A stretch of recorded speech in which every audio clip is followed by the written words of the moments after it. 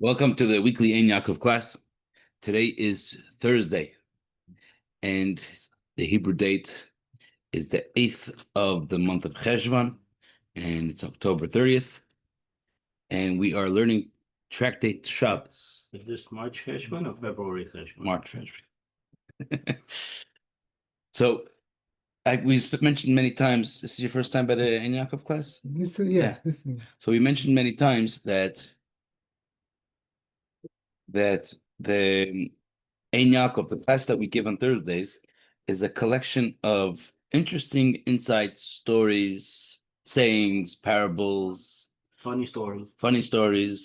shocking stories, all different types of interesting, Good stuff from the Talmud. The Talmud is a full set, packed with halachot, laws, arguing out laws, figuring out what's the correct law, figuring out the correct meaning, back and forth.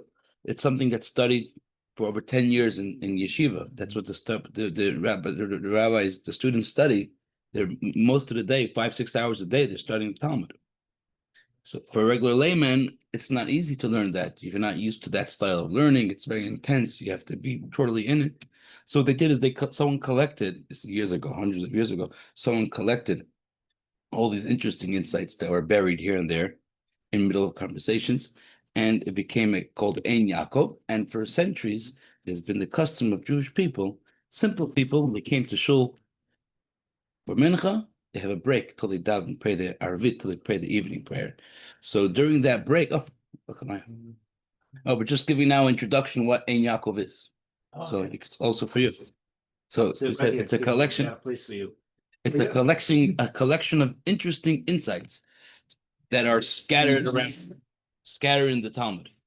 So sometimes we have stories, sometimes we have lessons that we could learn from.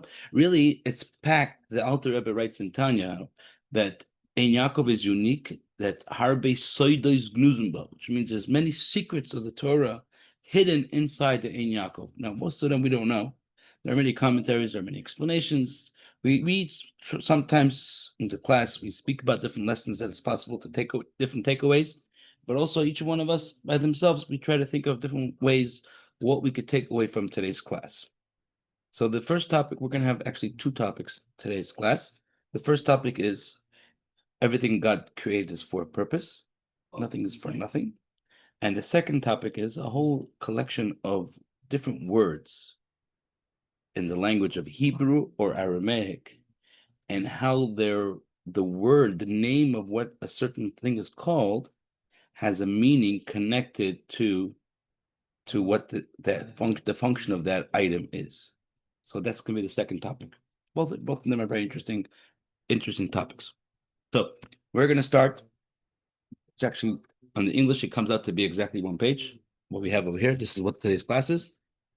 And so you can have that's the words in translation, and then we're going to talk about it a little bit more in the class. And if anyone has what to add, we'll be happy to hear. David's not here. David is not here today, so we need someone else to take his place and asking questions. Eliezer. We actually have a different David coming on the way. Okay.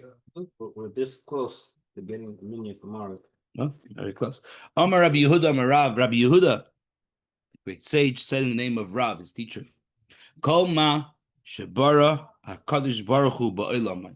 Anything that God, the Holy One, created ba'olam in his world, anything that's in this world, leibara davar echad levatala.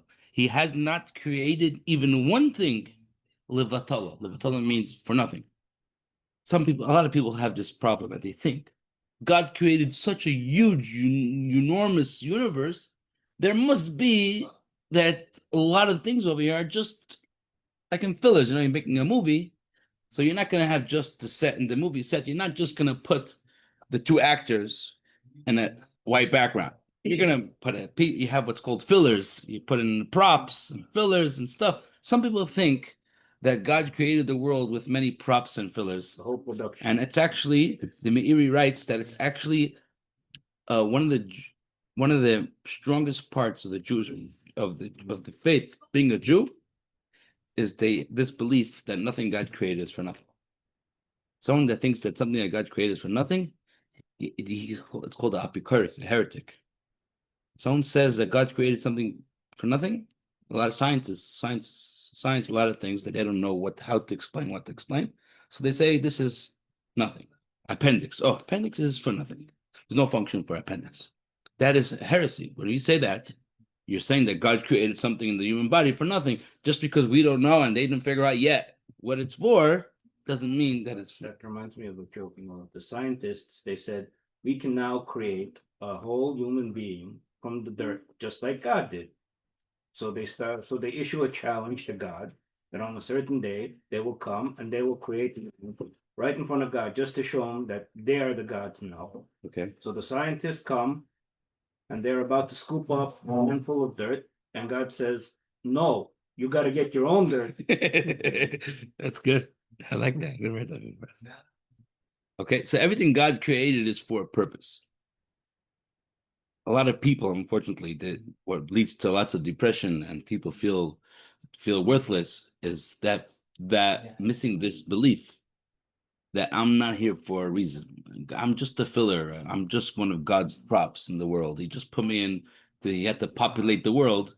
So he needed that guy. He didn't need me, but he just needed that guy to have company. So he put me in the world. That's heresy, especially as Jews. And anyway, everybody and every creation, like we're going to see soon, every created being has a purpose.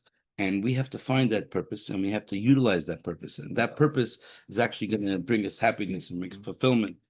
And that's maybe the lesson we can take away from today's class. What is my, if I don't do anything good in the world, then I am causing God to make something for nothing. That's heresy. So I have to make sure to be productive. I don't want God to go against what it says there. Okay? That's just a joke. So he's going to give a few examples of certain creations that you would think that what in the world do we need this in the world for? And they're going to say that they can be used for different purposes. This is just obviously just a sampling and just to give us an idea of what type of things that God created in the world. So he's number one, bara shablu lechosis. A shablu, some translate it as a slug, and some translate it as a snail. Or it's probably the same idea. A slug and a snail are the same, similar. I guess one has a shell, one doesn't have a shell, right? But same idea. A slug is a snail is a slug in a shell. So he created a slug or snail that could be used as a remedy, as like a bandage for a chassis. Someone has a chassis is a sore. How do they translate over there? A chassis? Sore? Sting? Sting. No, that's no, before that. What's the one before the sting? Snail as a remedy for the scab. Scab. Like when you have like a wound and you scratch right, scab. Okay. and it starts to bleed, and then the blood, hardens and covers over the wound. Okay, so a scab. You have a slug. You put it on the wound, and it helps to dry up the blood. Leeches, Rabbi. This is something else. Right, that's a takeout. All right, similar. Okay, so even a little slug that's crawling on the ground has a purpose. It's able to heal. Next one, bara zavuv litzira. A fly, regular fly, is able to serve as a cure for a tzira. Tzira is a type of bee or a hornet or something that could be a dangerous sting.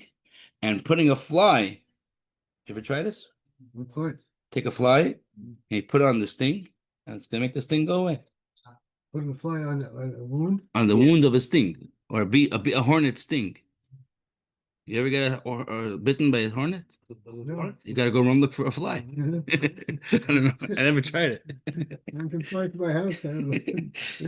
It says you have to. Rashi says you have to. You crush the fly, and you put it as like a paste. I don't know how many flies you need. Okay, next. Yatush lenachash. A little tiny little mosquito is able to be a remedy for bite of a snake. Oh, David. A bite of a snake. So you think a mosquito? What purpose? And it's interesting we're speaking about a mosquito because A mosquito is mentioned many times in Hasidic terminology, in Hasidic thought, as being the worst creature. Well, why is a mosquito so bad? A mosquito, I don't know if this is in science, but this is what it says in Chassidus, that a mosquito is machnis ve'enoi moitzi. It draws and it doesn't let anything out of its body. Most creations, creations, they take in. They also have some type of going to the bathroom. Even flies and bugs, they have some type of going to the bathroom, whatever it is. So they're giving something. That's a give and take relationship to the world. No mosquitoes? That's what it says. Mosquitoes are take in when they bite. They're not injecting anything into the body like a bee. The irritation that comes from the mosquito is from the bite, that it's actually sucking blood. It doesn't give the person anything. So that symbolizes the height of arrogance, just taking it, don't giving nothing out. Right, that's what they were using to scare people. They're saying like they're raising mosquitoes and they're gonna use them instead of vaccines. So they were trying to scare people. Right. So mosquito symbolizes this creature that doesn't give anything to society. But here, but then what's it for? It has to serve a purpose. So it says over here, it has a purpose to serve as a cure for the snake's bite.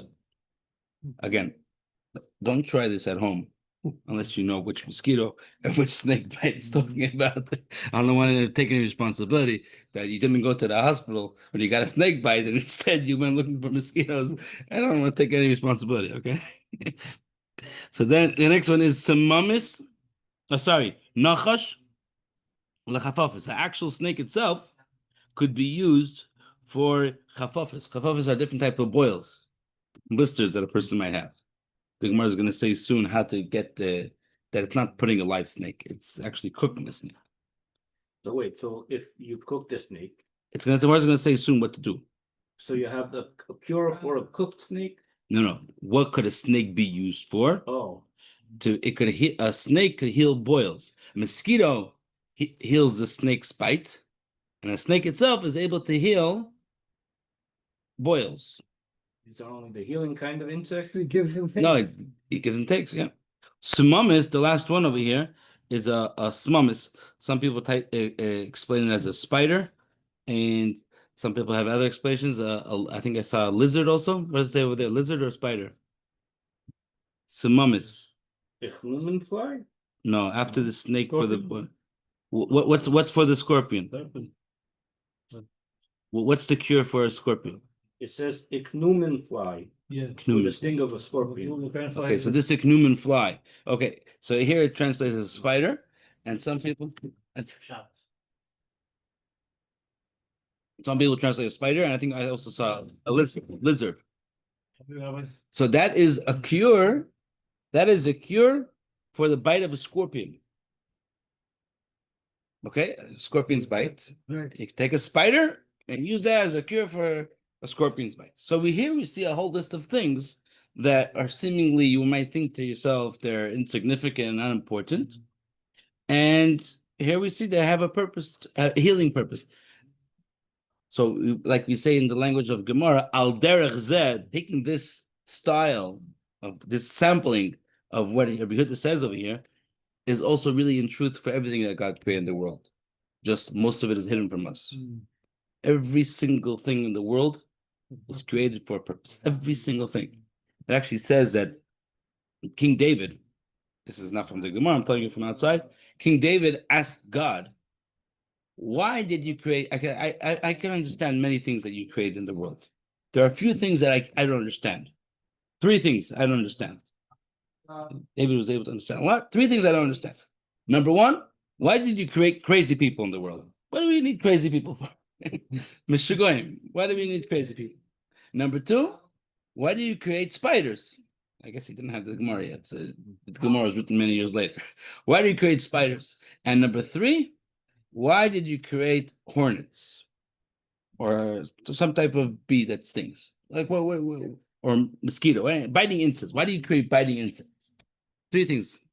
So God said, I'm not going to answer you now. I'll let life, For sure. I'll show you in life how this come out. And sure enough, three different stories. I don't know if I should say the stories now, it would be all day, but I'll say very briefly. Three different stories happened to King David, and he got an answer to these three questions. Number one, he was being chased by King Shaul, the famous, I'm not going to get into that. He was being chased by King Shaul, because King Shaul was the king before David, and Shaul mistakenly thought that David was trying to take away the kingdom from him. So he was chasing him. And for many years he was being chased. He had a hard time during that time. We have over here David, right? You know the story of King David running away? Okay, so Yeah, you're- roughly, you- not the specific thing you about. but you know that Yeah, David but, was chased. Yeah, Right? You're familiar with that story? Yeah, No. man. King David, you heard of King David, right? I remember the name, that's what it. King David, he's the one that wrote the Psalms. He's the kingdom of David. It's a very famous Judea. He's a famous king. So he was like the second or third king of the Jewish people. So the first king, King Shaul, thought that David was against him. And really he was anointed by God, but he thought that he was taking away the kingdom, so he was chasing him. He wanted to kill him, even though he was the son-in-law. Anyways, as David is being chased, he was hiding in different caves, in the different hills in Israel. And one time he's with his group of David had a group of men that were helping him, and he's in the back of a cave. Long cave. The back of the cave is dark. That's where they were hanging out. Like the God for the Hazel, but in the tunnels. So he's in the back of a cave, and they hear noise. They're all quiet. They want to see who's coming into the cave. And sure enough, lo and behold, guess who walks into the cave? His father. His father-in-law. King Saul himself, that was chasing David, walks into the cave. He's the vessel. He needs to use the bathroom. Yeah. Okay, so they were going to kill him. David said no. Even though he's trying to kill me, we're not killing him. It's the whole story. Saul leaves the cave. David comes running out. He actually cut off a little bit of his material. Well, we actually had the story, right? Yeah. We had the story in class, yeah. Yeah. He showed him the clothing and he said, look, I was so close, I could have killed you. Please don't chase me. It worked for a little bit, but then he continued chasing him. Different time it happened. Crazy comes in. No, not yet. A different time it happened, the other way around. King David ran into a cave. Shaul was hot on his tail. And this was going to be the end because there was no way out. It's a one-way cave. You go in, can't go out. And David's standing in the cave and he's stuck. And Shaul was very close by. All of a sudden, God sends a huge spider. A huge spider comes and he spins a spider web, over the entrance of the cave quickly. Within a few minutes, there's a huge web covering the opening of the cave. And that's when King Shaul comes with his men, and they're about to go into the cave, and they say, look at this web over here. It can't be that David's inside, because if David would have went into this cave, he would have had to break the web, the spider web. If the web is full, it must be that no one's in there. So he skipped that cave, and that's how David was spared. So David saw how a spider saved his life. Yet another time, David had to run away to a neighboring king, the Philistine king. He thought he's going to be more safe with the Philistine king than with Shaul, because the Jewish king is trying to kill him. Maybe I'll go to the non-Jews. Maybe they'll be nicer to me. So he went there. He had no choice. He goes to the Philistine king, and he says, hello, how are you? I came from far away. Yeah, okay. All of a sudden, one of the guards of the king recognized David. He's like, 1 second, that guy looks familiar. Scratches his brain, and he remembers, oh, that's the guy that killed Goliath. Remember, you know the story of David and Goliath? David and Goliath, right? So this was the same King David when he was younger. So one of the Philistines recognized David, and he told the king, that's David. That's the Jew that killed Goliath. Go kill him. He said, really? No, King David heard this. He heard this, and he knew he's done. What's he gonna do now? All of a sudden, God gave him an idea. Popped into his head. He started jumping around, writing on the walls, and started drooling, acting crazy. And everyone's watching this crazy guy. What's the guy? Crazy guy. And the king sees him and he says, "This guy is nuts. There's no way this is David. David, we know, is a famous war general, a hero. This is not David. He's a crazy guy." And he let him go and he's able to escape. So then David realized how being crazy helped him. And the third story was with a bee. Another story I'm going to say just because it's late. He was trying to. King Shaul was camped nearby, and they were trying to sneak into Shaul's camp. They didn't want to kill him, just like the previous time they didn't want to kill him. The story before, they didn't want to kill him. Their goal was that they're gonna just take King Shaul's private stick, his sword, and then quietly escape. And in the distance, they'll do like last time. They'll show his sword. See how close we were to kill you. We actually came into your camp to get your sword. So they snuck in, and they were about to get the sword.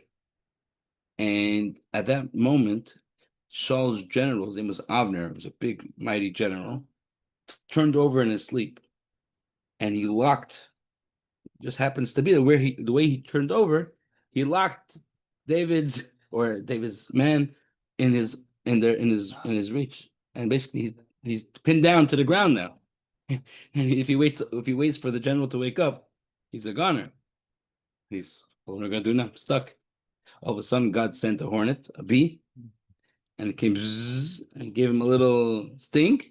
He jumped in like in his sleep. He moved, and that's how he unpinned David from under him, and he was able to escape. So that's how he saw. So these three stories also bring out the same point that we're learning over here, that everything God created in the world is for a purpose. We have to think for ourselves, what's my purpose? Why am I here? If a certain challenge happens to us, something bad happens to us, we have to think to ourselves, it must be for a reason, because just like God didn't create any creation for nothing, he also didn't create any experience for nothing and any situation for nothing. So if a certain challenge is happening to me, it's for a purpose. So we have to figure out, what is that purpose? What could I gain from that challenge? And obviously the challenge is to make me better. So I have to overcome the challenge, and that'll make me a better person. Okay, we're gonna move on now. What do you do with the snake? We're talking about different cures you can do from different random creations of God. So how do you use a snake to cure the boils? You have to take a black snake and a white snake, and vishalkilahu, you got to cook them. Hey, by the way, if you're gonna do this, you have to make sure to use a non-kosher pot. Like you can't use your regular soup pot, because it's gonna make it not kosher. So you have to buy a special pot for this. And you cook the snake and the black snake and the white one, and the shaifile, you rub the boils with the mixture of the two snakes that were mixed together, and that's gonna cure your boils. So much for Vaseline. You know where Vaseline comes from, right? Never know. It might come from snakes. Okay, next. Since we spoke about how different created beings have different functions, so we have another similar idea. Tanu Rabbanan. I'm sure you have some jokes about this, what we're going to say now. Tanu Rabbanan, the sages have learned. Yisrael is the king of jokes. Chamisha Emoisein. There are 5 fears. There's 5 sets of people, which are these all going to be strong things that are afraid of something. So the 5 sets of fears. Emas Chalash al Giber, where in each of these 5 things, the strong one is going to be afraid of the weak one. It's 5 things where the strong is going to be afraid of the weak. Number 1, Emas Mafgia al Ari. A lion is afraid of the Mafgia. What is the Mafgia? So it's not exactly known what the Mafgia is. Some commentaries say it's a small little insect or small little mammal, small little animal. It comes and attacks the heart of a lion. Some people say it gives a type of bite to the lion, and it causes the animal terrible pain, the lion terrible pain, and the lion's afraid. Some people try to say it's a hyena, because that's the only animal that they know of that lions are afraid of. But it's really, the commentators say it's really a small little created being. So we don't know what it is, this mafgia. But a lion, the king of the animals, the king of all the wild animals, is afraid of a mafgia. The second one is Emash Yatush Alapil. This is, I think, a famous one also in the world. How an elephant is afraid of a mosquito. a mosquito goes into the elephant's trunk, Nose. the nose, and and the elephant starts jumping and chasing it. Can't do anything about it. So a little mosquito is able to take down a huge elephant. Emas semamis ala akrav. This we had this mentioned before that a spider could be used for the bite of a scorpion. A scorpion, I guess, knows about that, and the scorpion is afraid of a spider. I don't know if that's these days too, but it says a spider is able to go into the scorpion's ear, and the scorpion can't do anything about it. So it's just so it's scared of a spider. Emas snunis ala nesher, a swallow, the type of bird, right? Swallow, Yeah. type of bird. The eagle's afraid of a swallow, even though the eagle is a very big bird, and it's like maybe the king of all the king of all the birds. But the swallow is able to sneak itself in under the wings of the eagle, under the wings, and the eagle doesn't have an extra pair of hands to be able to dislodge it. And that swallow was once it's there, is the swallow the one that picks? I don't know, maybe It's a a woodpecker. woodpecker. So what does the swallow do? I don't know. And from there, it's able to cause it doesn't allow this eagle to open its wings. It's like it clips. It puts the clip that they put in the bird cages. It clips the eagle's wings. Swallow. And the last one is eight. Yes. I think that's how it works. Yeah. And last one is Amos kilbus al Leviathan. Leviathan is a very huge fish, like a big, huge whale, and that is scared of a kilbus. Kilbus is a type of, I guess, a type of fish that's able to, again, same idea. It's able to, it goes into the ears of the fish, and it starts digging in the ears, or the nose of the fish, and so the big, huge whale is scared of this little kilbus. Okay, so this is the same theme. Everything God has made has a purpose. So tell me, who's afraid of who? You ever see those posters? Which one?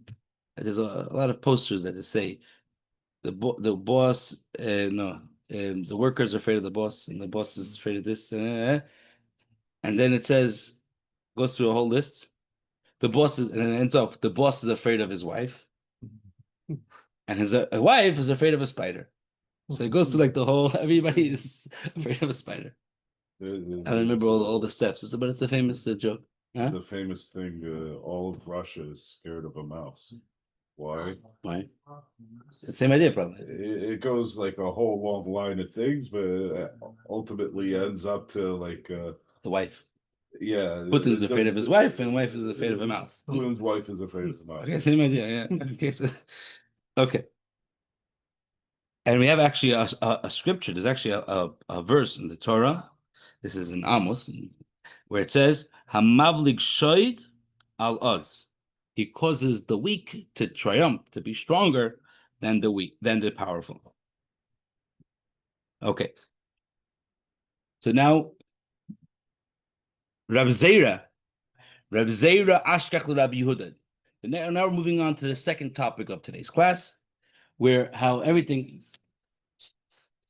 Sure. Yeah. Okay, now we're moving on to the second topic of tonight's class. We said it's going to be about different words in Hebrew or Aramaic that their function is hinted in the name of that item. Okay, so Rabbi Zera found Rabbi Yehuda that was standing by the Apischa de Bechamur, by his father-in-law's house, and he saw that Rabbi Yehuda's face. Rabbi Zera saw that Rabbi Yehuda's face was like in a good mood. He saw his face was like lit up. He was in a good mood, jolly mood, and he felt it's a good opportunity to extract information. Rabbis are very knowledgeable. Well, some rabbis are very knowledgeable, and they know a ton of stuff. They also know secrets of the Torah, and they know secrets of the universe, and secrets of they know knowledgeable too. Yeah, but I don't know any secrets. I mean, I learned Chassidus, so I learned some secrets. Recipes. But there are certain secrets that we don't know, and he felt this was maybe a good opportunity to start asking him some questions.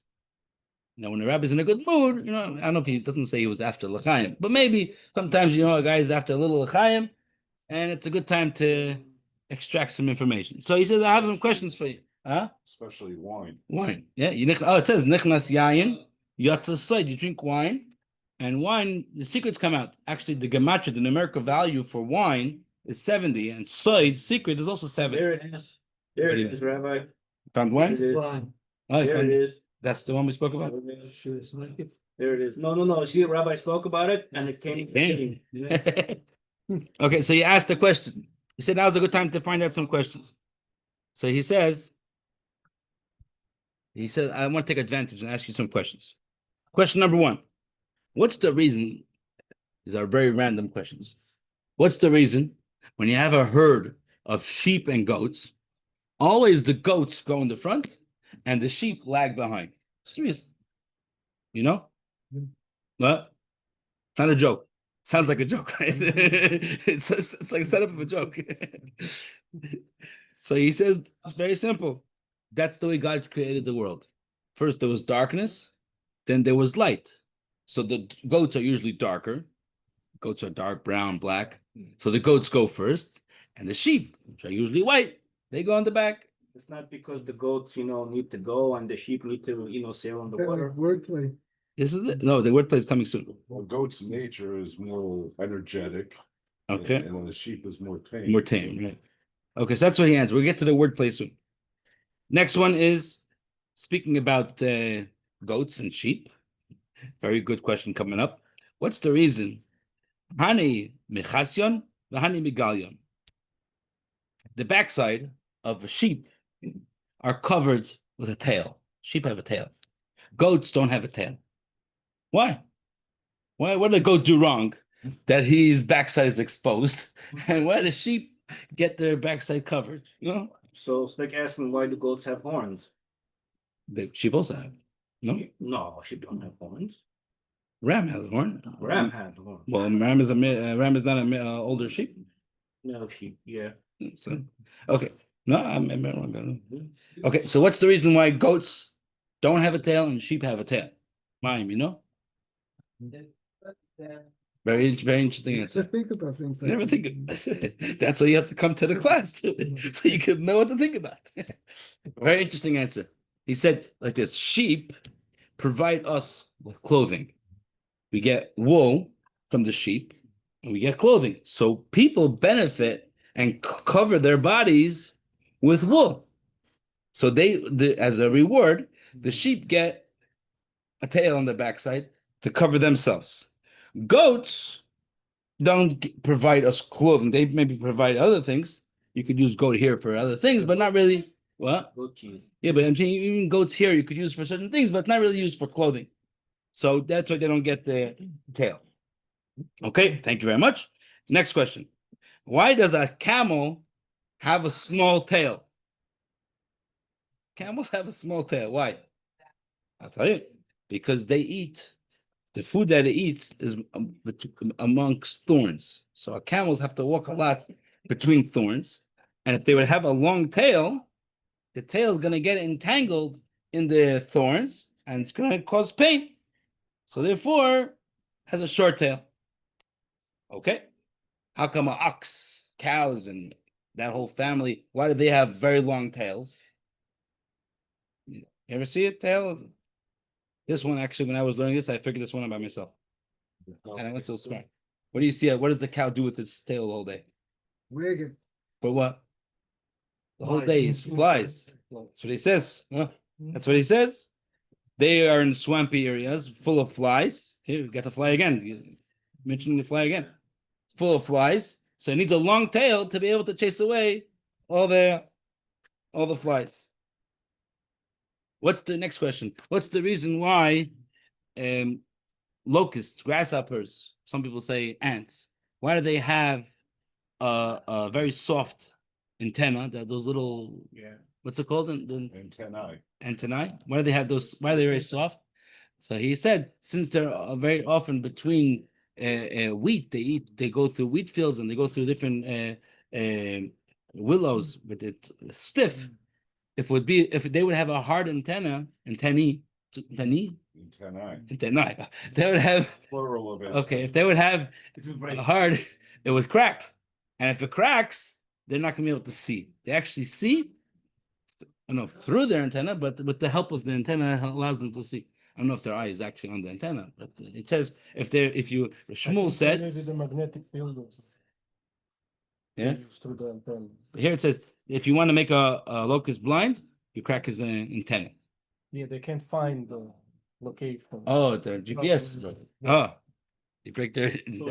That's why it's called antenna. It actually uses the function of antenna. That's why they have it. That's why. Okay. Okay, so that's why they have soft antennas. Okay, another question. What's the reason why roosters, their eyelid is different than most other animals? Most animals, the eyelid, the top eyelid covers the lower eyelid. Also by men, by people. The top covers the bottom. By roosters, the lower one is the opposite. You ever pay attention to that? I never paid attention. But, yeah. What? Never knew. Gotta go look it up. Look at a rooster. Cannot buy chicken. Why? They don't? Have to buy chicken. Oh, you have to buy chicken to check it. So he says because the roosters, they hang out in high places and they like to go next to furnaces to keep warm. So they're in a high place, top of a furnace. So the smoke of the furnace goes up. If they would have regular eyelids, the smoke would get in under their eyes and it could damage their eyesight and it could get blind. So God made their eyes in a way that the lower eyelids go higher up so smoke won't go in. Amazing, right? So you see, there's another example how everything God creates is for a reason. Just we don't know. We don't know all these reasons. You get a little bit of insight. Okay, now we're going to the play on words. We're gonna go through it quickly because it's not really words that you're familiar with and not words that I'm familiar with.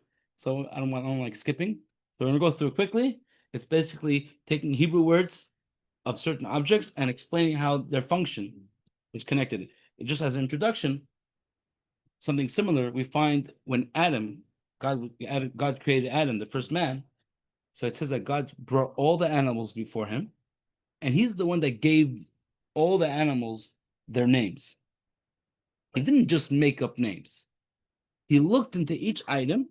He saw how this item was created from God, how the energy from God came and was channeled through to this animal, and that's the name he gave it. Because God's energy comes through the Hebrew alphabet. Hebrew alphabet is not just technical. We need to know how to write words like A, B, C, D. The Hebrew alphabet is actually extremely holy. There was a Sefer Yetzirah. There's a book called Sefer Yetzirah. It's one of the earliest books of Kabbalah. Some people say it was written by Avram Avinu. And it says over there how God created the world through the Hebrew letters. So Hebrew letters are extremely high and important. So when he called the name of a Aryeh, lion, Aryeh, because he saw how the godly energy is coming to this being, making this lion a lion through the letter Aleph and through a Resh and through a Yud and Hey, and that's how he gave it the name. So the same thing is also for all items that their name in Hebrew, Lashon HaKodesh, the Hebrew name of that item is the source of how it came into the world. Let me ask you. So Adam gave the names to the animals? Yes, he Yeah. named all the animals with the Hebrew name. Who made the English translation? I have no idea. Okay, so we're gonna go through quickly. He said, "Where's the name Dasha? A door. Why is a door called a Dasha?" So he said, "Dasha is a play on Derech Sham. Go through here. What do you use a door for? Use a door to go through. So that's why a door is called Dasha. Next, why is a ladder called or steps called Darga? Rabbi, so if the door is Dashon, the word Dasha. station- That's similar. Why is a step ladder called Darga? So he says Dargas play on Derech Gag, the way to the roof. So Darga is the way to the roof. That's what steps are used for, to get up to the ceiling. Okay, next, matkolisa, certain type of sauce, dipping sauce. It was called like a certain matbucha, a certain hummus, some type of sauce. It was called matkolisa. Why is that called matkolisa? Very, very important question he's asking. Oh, because Mona Lisa wasn't available. So he said matkolisa is a play on masai tikhlada. When will this finish? Dipping sauces last forever. You ever see in your house, you have a barbecue sauce, it's there for 10, 20 years. It doesn't finish. Sauces don't finish. So it's called masai tikhlada. When is this thing going to finish? That's where the name comes from. Next, Besa, a house. Why is the Besa called Besa? A house, Bais. So he says Beisa stands for Ba ve'esiv Ba. Come in. The word Ba means come in. Beisa means come in. You're going to the house. So it's called come in. Biksa. Biksa is a small little cramped house. Why is it called Biksa? Because Biksa stands for Bei Aksa. Aksa is very narrow. Small house is narrow. Kufta, a type of a mortar. Why is it called a kufta? Because you could flip it over and use it as a seat. So it says kuf, flip over, visiv, and sit down. Next, livni, a brick. Why are bricks called livena? Livena, livni? Because livni means your son and your grandchildren. If you make something out of bricks, it lasts for a long time. Like the olden day houses were made out of bricks, those last. If you make your house out of vinyl, gonna fall down the first hurricane, right? Bricks are stronger, so it's gonna outlast your children. There's a few more. There's a type of a fence called hutza. It's like a very thin fence made out of lulav leaves, palm branches, like woven together. It was used for like a partition between two properties. Why is it called hutza? Because it's only a chatzitza, it's only a partition. It's not really a fence. It's just very thin. Kuza. Why is a certain jug called kuza?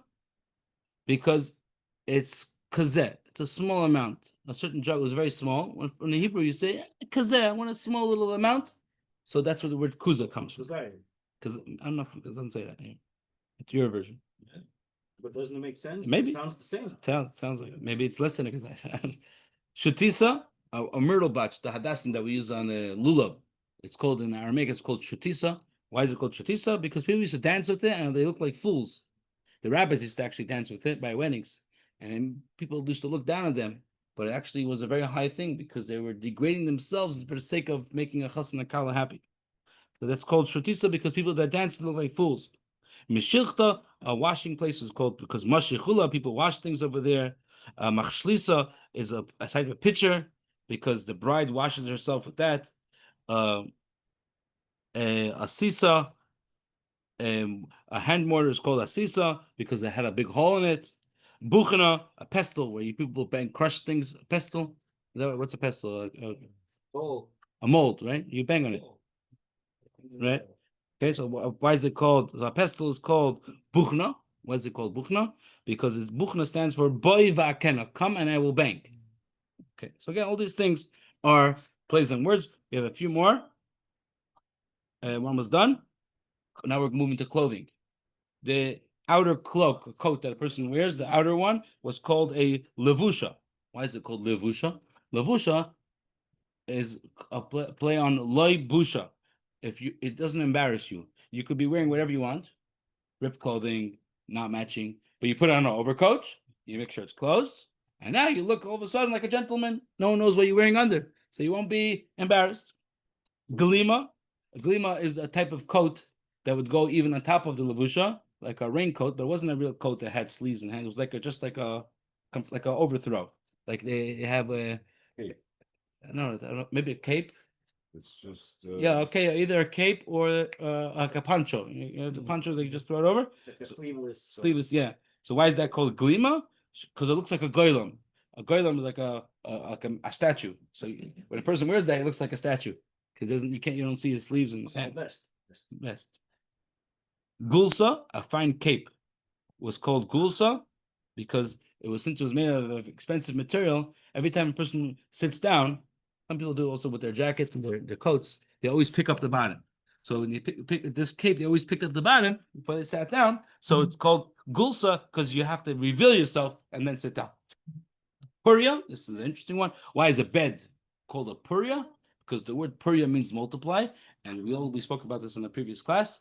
Everything God made is for a reason. Reason why we have beds, in order we should be married, be able to multiply. That's why we have beds. So Mitzvah Hashem over needs to utilize their bed to multiply. Hashem should bless you. Everyone should have a wife and children, be able to fill up the world. Thank you for coming. Hashem Parnasa. Okay. Oh, we have one more thing. The rabbis taught there are three things. Most created beings in the world, as they get older, they weaken. But there's three things in the world that as they get older, they get stronger. Israel, you right? The older you get, the stronger you get.